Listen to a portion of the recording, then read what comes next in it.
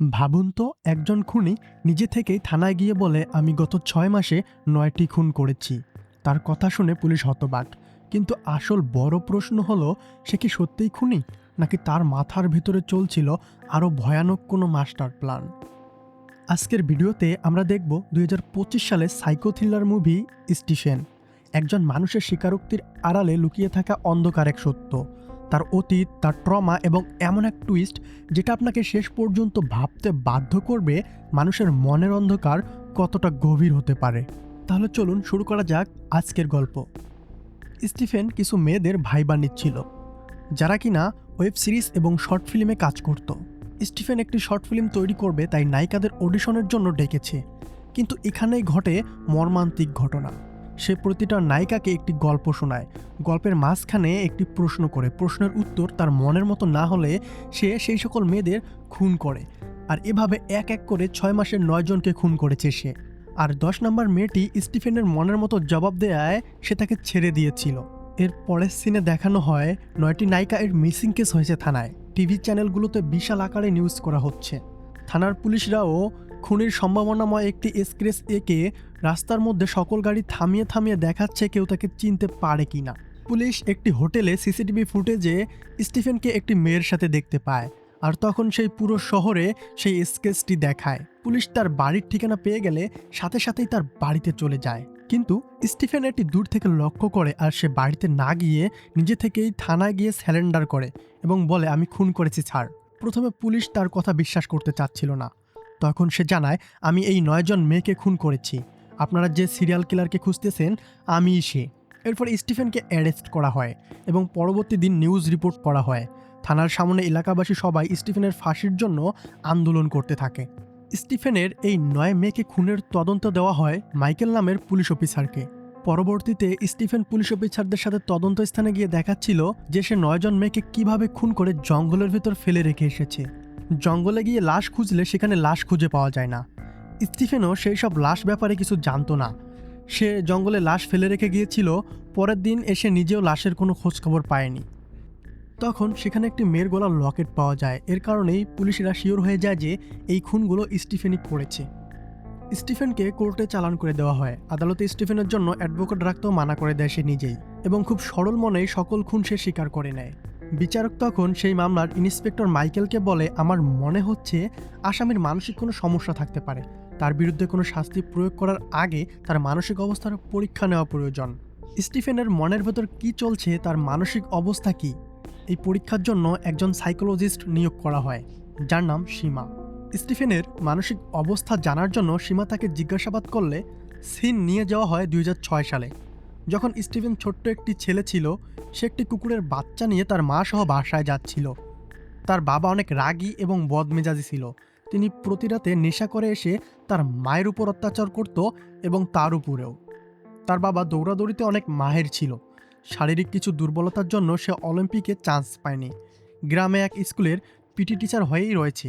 কুকুরের বাচ্চা বাসায় আনার জন্য স্টিফেনের বাবা তার উপর এবং তার মায়ের উপরে অনেক বকাঝকা করে। এরপরে কুকুরের বাচ্চাটিকে মেরে ফেলা হয়। পরবর্তী সিনে দেখানো হয় স্কুলের মেয়েদের ড্রেসিং রুমে ক্যামেরা রেখে খারাপ ভিডিও করার জন্য স্টিফেনের বাবাকে এলাকাবাসীরা মারধর করে হাসপাতালে ভর্তি করে রেখেছে। এই খারাপ কাজের জন্য স্টিফেনের মা এসে তার বাবাকে মারধর করে। এরপরে তার মা অমানুষের মতো আচরণ করতে শুরু করে। তার বাবার চায়ের কাপে মানসিক অবস্থা দুর্বল করার জন্য ঔষধ মিশিয়ে দেয়, যেন তার কথা মতোই তার বাবা উঠবোস করে। এরপরে স্টিফেনকেও তার মা অনেকভাবে কন্ট্রোল করার চেষ্টা করে। পুরো বাড়িতে তার মায়ের আদেশেই সকল কিছু হয়। এরপর সাইকোলজিস্ট সীমা মাইকেলকে জানায় আমি তার টেস্ট নেওয়ার সময় একটি চিকেনের ফটো দেখিয়েছিলাম, কিন্তু সে সেটাকে শয়তান বলে আখ্যা দিয়েছিল। তার ভেতরের চিন্তাভাবনা অনেক আক্রমণাত্মক, কিন্তু সে আমাদের উপরে যেটা দেখায় সেটা অনেক ভোলা ভালা। সে আমাকে অনেক প্রশ্নের উত্তরই মিথ্যে বলেছে। আর আমার মনে হচ্ছে তার মানসিক কোনো সমস্যা থাকতে পারে, হয়তোবা সেই খুনগুলোও করেনি। পরবর্তী পরীক্ষা নেওয়ার পরে আরও কিছুটা শিওর হতে পারবো হয়তোবা। তবে স্টিফেনের ঘরে খ্রিস্টানদের প্রার্থনালয়ের একটি ব্রেসলেট পাওয়া গেছে। এই বিষয়ে কিছুটা তদন্ত করা দরকার আমাদের। এরপরে ইন্সপেক্টর মাইকেল স্টিফেন এর গ্রামে চলে আসে এবং গ্রামের মানুষদের স্টিফেনের পরিবার বিষয়ে জিজ্ঞেস করে। এলাকাবাসীরা যা দেখেছে তাই বলে। এরপরে মাইকেল স্টিফেনের বাবার স্কুলে যায়। সেখানে গিয়ে আচমকা সাবেক এক ইন্সপেক্টরের দেখা পায়। ইন্সপেক্টর এসেছে স্কুলের টিচারদের দাওয়াত করার জন্য, কারণ তার মেয়ের বিয়ে। আর সেই সাবেক ইন্সপেক্টরের মেয়ে এই স্কুলেই পড়াশোনা করেছিল। তখন সেই সাবেক ইন্সপেক্টর জানায় স্টিফেনের বাবা মায়ের খুনের তদন্ত আমিই করেছিলাম। সে তার বাবা মাকে নিজেই খুন করেছে, কিন্তু সে এই খুনের কাহিনীটাকে সাজিয়েছিল। তার বাবা তার মাকে আগে খুন করেছে, তারপরে তার বাবা আত্মহত্যা করেছে। আমি এভাবেই স্টিফেনের দেওয়া রিপোর্ট অনুযায়ী কেসটি ক্লোজ করে দিয়েছিলাম। তবে আমি জানতাম যে স্টিফেনই নিজের বাবা মাকে খুন করেছিল। ইন্সপেক্টর মাইকেল জানায়, স্যার, এটি তো আপনি ভুল করেছেন। স্টিফেনের শাস্তি পাওয়ার দরকার ছিল। সে যদি তখনই অ্যারেস্ট হতো তাহলে আজকের এই 9 জন নায়িকার মৃত্যু হতো না। সাবেক ইন্সপেক্টর জানায় স্টিফেনের বাবা অন্য সকল মেয়েদের মতো আমার মেয়েরও খারাপ ভিডিও তৈরি করেছিল। আমার মেয়ে আত্মহত্যা করার জন্যও চেষ্টা করেছিল কয়েকবার। এটা যেন ইন্টারনেটে না আসে আমি অনেক চেষ্টা করেছি। আর যখন স্টিফেনের বাবার মৃত্যু হয়ে যায় তখন আমি অনেক খুশি হয়েছিলাম, তাই আমি আর এই কেসটিকে বেশি বাড়িয়ে নেইনি। স্টিফেন ছিল আমার মেয়ের ক্লাস ফ্রেন্ড, তাকে আমি আমার ছেলের মতোই মনে করি। আমি যেই কাজটি করতে পারিনি স্টিফেন সেটি করে দিয়েছে। এরপর ইন্সপেক্টর মাইকেল আবার সীমার সাথে দেখা করে আর সীমাকে জানায় যে স্টিফেন তার বাবা মাকেও খুন করেছে, কিন্তু তার বাবা মায়ের খুনের রিপোর্টে সে গুছিয়ে একটি মিথ্যা ঢুকিয়ে দিয়েছিল। সে বলেছিল তার বাবা তার মাকে খুন করে তারপর তার বাবা আত্মহত্যা করেছিল, কিন্তু স্টিফেনই নিজের বাবা মাকে খুন করেছিল সেই দিন। তখন সীমার মাথায় একটি প্ল্যান আসে। সে বলে, আমরা তার সত্যিটা জেনে গেছি, এটা তো স্টিফেন জানে না। এখন আমি তাকে প্রশ্ন করব, সে যদি এই খুনের দায়ভার স্বীকার করে তাহলে বুঝবো যে আসলেই সে সব কথা সত্যি বলতেছে। আর যদি এটা অস্বীকার করে তাহলে বুঝে নেব যে সে আমাদের কাছে অনেক কিছুই মিথ্যা বলে যাচ্ছে। সে ইতিমধ্যেই আমাদের কাছে অনেক কিছু আড়াল করে গেছে। এমনটাও হতে পারে সে অন্যকে বাঁচানোর জন্য নিজে স্যারেন্ডার করেছে। হয়তো তার আরও অনেক বড় কোনো প্ল্যান রয়েছে। পরের দিন সীমা স্টিফেনকে জিজ্ঞেস করে 2021 সালের ডিসেম্বর মাসের 31 তারিখে কি হয়েছিল। স্টিফেন তখন কিছুটা ঘাবড়ে যায়। এরপরে সে কাহিনী বলতে থাকে। সেদিন দিনের বেলায় স্টিফেন তার মায়ের কাপড় লন্ড্রি করার সময় তার একটি অ্যাপয়েন্টমেন্ট লেটার চলে আসে। সেটি আনতে গেলে দেখে সেটি তার চাকরির লেটার। তার চাকরি হয়ে গেছে এই কথা সে তার বাবাকে জানায় আর তারা অনেক খুশি। তখনই মনে পড়ে তার মায়ের কাপড়ের উপর লন্ড্রি মেশিন রেখে এসেছে। তাড়াহুড়ো করে উপরে গিয়ে দেখে কাপড়টি পুড়ে গেছে একদমই। তখন স্টিফেন এবং তার বাবা প্ল্যান করে তারা দোকান থেকে একটি নতুন কাপড় কিনে এনে তার মায়ের জন্য রেখে দেবে। আর যেহেতু তার চাকরি হয়েছে এই খুশিতে সে তার বাবাকে নিয়ে অনেক দূরে ঘুরতে যায়। তারা দুজনেই অনেক সময় ধরে ঘোরাঘুরি করে। তার বাবা তার কাছে সিগারেট খেতে চাইলে সে বেশ কয়েকবার তার বাবাকে সিগারেট এনে দেয়। এরপরে তারা বাড়িতে ফিরে আসে। রাতের বেলা স্টিফেনের মা বাড়িতে আসলে তার বাবার মুখে সিগারেটের গন্ধ শুকে তাকে অনেক মারতে থাকে এবং স্টিফেনের উপর অনেক রাগান্বিত ছিল তার মা। এরপরে স্টিফেনের মা তার অ্যাপয়েন্টমেন্ট লেটারটি পেয়ে গেলে সেটি নিয়ে দেখে তার ছেলের চাকরি হয়েছে। এটি দেখে আরও রাগান্বিত হয়ে যায় আর বলে, তোর কোথাও যাওয়া যাবে না, তুই আমাদেরকে রেখে চলে যাবি আর সেখানে অনেক টাকা কামাবি, আমি এটা কখনোই সহ্য করতে পারবো না। তাই তার মা অ্যাপয়েন্টমেন্ট লেটারটি ছিঁড়ে ফেলে আর বলে, এই বাড়ি থেকে কেউ কোথাও যেতে পারবে না আমার অনুমতি ব্যতীত। এই কথা শুনে স্টিফেন ঘর থেকে একটি চাকু এনে তার মাকে খুন করে ফেলে। এরপর সে সীমাকে আরও জানায় তার মাকে খুন করার ফলে তার বাবা অনেক খুশি হয়েছে। এই খুনের দায়ভার তার বাবা নিজেই নিজের উপরে নিয়েছিল। তার বাবা তার হাত থেকে ছুরি নিয়ে পুলিশকে কল করে জানায়, আমি আমার স্ত্রীকে খুন করেছি, আপনারা তাড়াতাড়ি এখানে চলে আসেন। তখন স্টিফেন অবাক হয়ে যায় আর এটাও ভাবে যে তার বাবা তো মানসিক অসুস্থ। পুলিশের জিজ্ঞাসাবাদে যদি সত্যি কথাটি বলে দেয় তাহলে তো স্টিফেনের জেলে থাকা লাগতে পারে। তাই সে তার বাবাকেও তখন খুন করে ফেলে। সীমা অবাক হয়ে যায় যে স্টিফেন তো আসলেই সকল কিছু স্বীকার করে নিচ্ছে। এরপরে মাইকেল এবং সীমা সেই খ্রিস্টানদের গির্জায় ব্রেসলেটের বিষয়ে জানতে যায়। ইন্সপেক্টর মাইকেল ফাদারের কাছে জানতে চায়, আমরা সিসিটিভি ফুটেজ দেখেছি, স্টিফেন আপনার এখানে এসেছিল আর আমরা তার ঘরে এই ব্রেসলেটটি খুঁজে পেয়েছি। এই বিষয়ে আমরা কিছু জানতে চাই আপনার থেকে। ফাদার জানায়, আমরা ইয়ং ছেলে মেয়েদের জন্য বছরে একবার এই প্রার্থনার আয়োজন করি। ছেলেদের জন্য একরকম এবং মেয়েদের জন্য আরেক রকম ব্রেসলেট থাকে। আপনাদের কাছে যে ব্রেসলেটটি আছে এটি একটি মেয়ের ব্রেসলেট। তখন ইন্সপেক্টর মাইকেল ফাদারের কাছে সকলের নামের লিস্ট নেয়। প্রার্থনার দিন সেখানে যারা যারা উপস্থিত ছিল তারা সেই লিস্ট থেকে স্টিফেনের সমবয়সী মেয়েদের নাম লিস্ট করে, বাকিদের নাম ডিলিট করে দেয়। এখন তাদের লিস্টে শুধু 72 জন মেয়ের নাম থাকে আর এই 72 জনের মধ্যে কোনো এক মেয়ের স্টিফেনের সাথে যোগাযোগ রয়েছে। আর এই ব্রেসলেটটি সেই মেয়েটিরই হবে। এরপরে সীমা এসে আবার স্টিফেনকে জিজ্ঞাসাবাদ শুরু করে। জিজ্ঞাসাবাদের মধ্যেই চেন্নাইয়ে চাকরি করতে আসার পরের কাহিনী জানতে চায় তার কাছে। তখন স্টিফেন বলে, ম্যাডাম, আজকের জন্য প্রশ্ন এই পর্যন্তই থাক, আমার আজকে আর ভালো লাগতেছে না কথা বলতে। তখন স্টিফেন সেখানে থেকে চলে যায়। সীমা তৎক্ষণাৎ মাইকেলকে কল করে জানায় স্টিফেন হয়তো আমাদের কাছে অনেক কিছু লুকাচ্ছে। তাকে চেন্নাইয়ের কথা জিজ্ঞেস করা মাত্রই সে আর কথা বলতে আগ্রহ দেখাচ্ছিল না। এতদিনের জিজ্ঞাসাবাদে স্টিফেন আজকে আমাকে প্রশ্ন করতে বারণ করলো। তাকে আমার সন্দেহ মনে হচ্ছে। আমাদের খুব তাড়াতাড়ি গির্জায় আসা সেই মেয়েটির সাথে কথা বলতে হবে। পরবর্তীতে মাইকেল ফাদারকে এসে বলে সেই ৭২ জন মেয়েকে প্রার্থনার জন্য গির্জায় ডাকার জন্য। পরের দিন মেয়েরা প্রার্থনা করার জন্য উপস্থিত হলে সেখানে সেই মেরি নামের মেয়েটি উপস্থিত থাকে না। এর পরের দিন মেরি গির্জায় একলা প্রার্থনা করতে আসে, আর সেখানে থেকেই মাইকেল তাকে থানায় নিয়ে আসে। মেরিকে প্রথমে ব্রেসলেটটি দেখানো হয় আর জিজ্ঞেস করা হয়, এটা কি তোমার? মেরি বলে, হ্যাঁ আমার। তখন তাকে জিজ্ঞেস করা হয়, স্টিফেনের সাথে তোমার পরিচয় কিভাবে হয়েছে? মেরি জানায়, আমি শর্ট ফিল্ম এবং ওয়েব সিরিজে কাজ করি। স্টিফেনের একটি শর্ট ফিল্মের জন্য তার কাছে অডিশন দিতে গিয়েছিলাম আমি।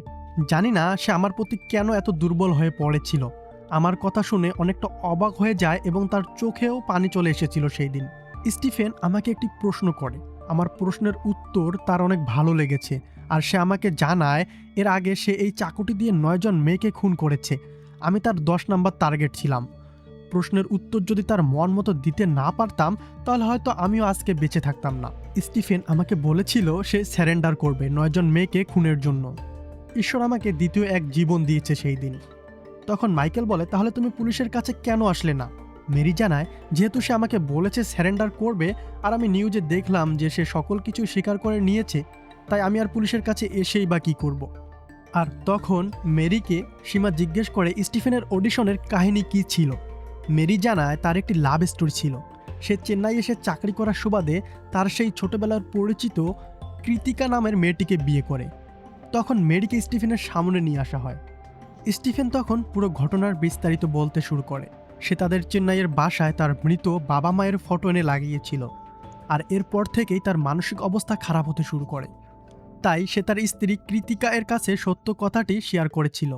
পুলিশ রিপোর্টে যা লেখা আছে সবকিছু মিথ্যা, আমি আমার বাবা মাকে নিজ হাতে খুন করেছিলাম। এই কথাটি বলার পরে কৃতিকা স্টিফেনকে বলেছিল স্যারেন্ডার করার জন্য। পরের দিন থেকেই স্টিফেন কৃতিকাকে সবসময় নজরে রাখে। তার মনে হয় কৃতিকা হয়তো পুলিশের কাছে গিয়ে সকল কিছু বলে দেবে আর স্টিফেনের ফাঁসি হয়ে যেতে পারে। এভাবে কিছুদিন যাওয়ার পরে কৃতিকা বলে, আমার দাদির কাছে যাব, কিছুদিন থেকেই আবার চলে আসব। কিন্তু স্টিফেন মনে করে কৃতিকা তাকে মিথ্যা বলে পুলিশের কাছে গিয়ে সকল কিছু বলে দিবে, তাই সে কৃতিকাকে সেখানে চাকু দিয়ে খুন করে ফেলে। কৃতিকার মৃত্যুর পর থেকে সে কৃতিকার ভালোবাসা পাওয়ার জন্য আকুল হয়ে থাকে, তাই সে অন্য মেয়েদের কাছে কৃতিকার ভালোবাসা খুঁজতেছিল। আগের ৯ জন মেয়ে স্টিফেনের অডিশনে সেই গল্পের প্রশ্নের উত্তরে কৃতিকার মতোই বলেছিল হয়তো স্টিফেনকে ছেড়ে যাওয়াই ভালো হবে, নয়তো পুলিশে দেওয়াই ভালো হবে, সে একটা নরপশু। এই কথা শুনে স্টিফেন ওই ৯ জনকে খুন করেছিল। কিন্তু এই মেরি নামের মেয়েটির চোখে স্টিফেন করুণা, প্রেম ও মানুষকে বাঁচানোর অনুভূতি দেখে। স্টিফেনের অডিশনে প্রশ্নের উত্তরে মেরি বলেছিল, সে যাই করুক, আমি তো তাকে ছোটবেলা থেকেই ভালো মতোই জানি এবং ভালোবাসি, তাকে বরং রক্ষা করাই আমার কাজ, আমি তার পাশে থেকে যেতাম সব সময়ের জন্য। এই কথা শুনে স্টিফেন ১০ নম্বর মেয়ে মেরিকে খুন করেনি, আর মেরিকে জানায়, তোমার মধ্যে আমি আসল ভালোবাসা খুঁজে পেলাম। এরপরেই সে মেরিকে বাসায় পৌঁছে দেয় আর পরের দিন থানায় এসে নিজে থেকেই স্যারেন্ডার করেছিল। এসব জিজ্ঞাসাবাদের পরের দিন আদালতে স্টিফেনের শাস্তির রায় হবে। বিচারক সীমাকে জিজ্ঞেস করে, পরীক্ষা নেওয়ার পরে আসামির বিরুদ্ধে কি কি জানা গেল? সীমা জানায়, আসামি সবসময় নর্মাল থাকে, কিন্তু যখন সে কাউকে খুন করতে যায় তখন সে নিজেকে নিয়ন্ত্রণ করতে পারে না। সে তার পাপের জন্য এখন অনেক অনুতপ্ত। এই পরীক্ষার ফলের উপর ভিত্তি করে বিচারক স্টিফেনের জন্য ডাবল যাবজ্জীবন কারাদণ্ড দেয়, অর্থাৎ ২৫ বছর। এরপরে স্টিফেনকে জেলখানায় নিয়ে যাওয়া হয়। এই মুহূর্তে পুরো সিনেমার আসল টুইস্টটি দেখানো হয় আমাদের। স্টিফেন যাদেরকে খুন করেছে সেই সকল মৃত মানুষদের সেই বাছের মধ্যে দেখানো হয়, আর সেখানে তার মা এবং বাবা বলে সেই কুকুরের ছোট বাচ্চাটিকে স্টিফেনই খুন করেছে। স্কুলে মেয়েদের ড্রেসিং রুমে ক্যামেরা রেখে ভিডিও স্টিফেনই করেছে, কিন্তু এর বদলে দোষী হয়েছে তার বাবা। এমনকি চেন্নাইয়ের চাকরিতে যাওয়ার জন্য তার মা তাকে বারণ করলে সে তার মাকে খুন করার পরে সে তার বাবাকে হুমকি দিয়ে পুলিশের কাছে ফোন করে তার মায়ের খুনের দায়ভার তার বাবার ঘাড়ে চাপিয়ে দেয়। এরপরে তার বাবাকেও সে খুন করে ফেলেছিল। আর কৃতিকার মতো জবাব দেওয়ার কারণে স্টিফেন এই 9 জন নায়িকাকে একাই খুন করেছিল। তবে স্টিফেনকে জেলে নিয়ে যাওয়ার পরে টিভিতে আরেকটা নিউজ দেখানো হয়, যেখানে বলা হয় মানুষের মধ্যে চাঞ্চল্য শুরু হয়েছে। স্টিফেন যদি খুনই করেছে তাহলে 9 জনের মধ্যে একজনের লাশ বা কোনো অস্তিত্ব এই জঙ্গলে কেন পাওয়া গেল না? সে কি সত্যিই খুনি নাকি মানসিকভাবে অসুস্থ? এটা শুধু স্টিফেনের খুনের গল্প নয়, তার মানসিক এক অন্ধকারের গল্প। একজন মানুষের মাথার ভেতরে ভয়, ট্রমা আর ব্রোকেন মেমোরিজ কিভাবে তাকে দানব বানিয়ে দিতে পারে তার নিখুঁত উদাহরণ এই সিনেমা। ভিডিওটি ভালো লেগে থাকলে লাইক দিন আর কমেন্ট করে জানান স্টিফেন কি সত্যিই খুনি ছিল, নাকি সে মানসিকভাবে অসুস্থ, নাকি সে অন্য কাউকে বাঁচানোর চেষ্টা করে যাচ্ছে। আর হ্যাঁ, এরকম রহস্যময় মুভি এক্সপ্লেইন পেতে আমাদের চ্যানেল সাবস্ক্রাইব করতে ভুলবেন না। বেল আইকন চাপুন যাতে নতুন ভিডিও মিস না করেন। ধন্যবাদ। আপনার সাথে আবার দেখা হবে নতুন এক গল্প নিয়ে।